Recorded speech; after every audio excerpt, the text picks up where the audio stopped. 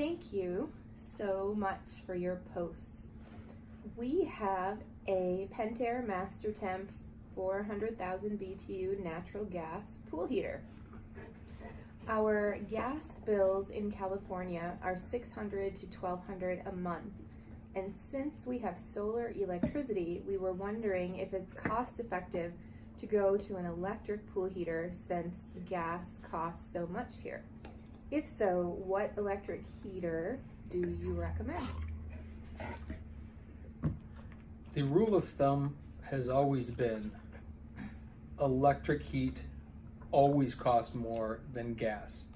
Now, this is the first time someone has made that claim that in California gas is more. I don't know that when you're looking at a BTU rating that large of a heater, that there's any electric heater out there that is going to really be a savings enough. And even if you're saving a little bit by doing that, the long-term cost of and the upfront cost of buying a new electric heater, somehow to me, I can't tell you the math exactly, but somehow to me, it's not making any sense.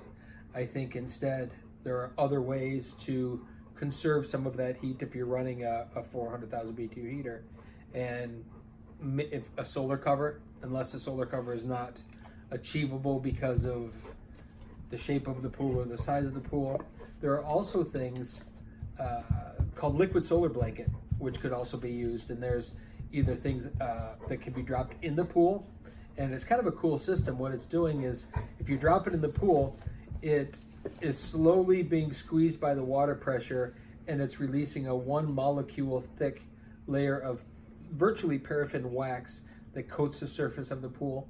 And what that does is when the pool is not being splashed and played in, is it creates literally a film, an unseeable, undetectable film over the pool that helps increase the surface tension and traps water in and traps heat in, so you don't get as much loss.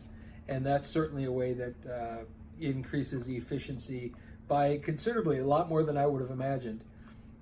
You could go one step farther. Instead of having these little fish thrown in the bottom of your pool, and again, it's going to depend on size as well, but there are also liquid solar blanket pump systems that would inject that into the water. And what that does, again, is it films the surface of the pool, increases the surface tension, and prevents heat from leaving. That's a fairly inexpensive thing to get into.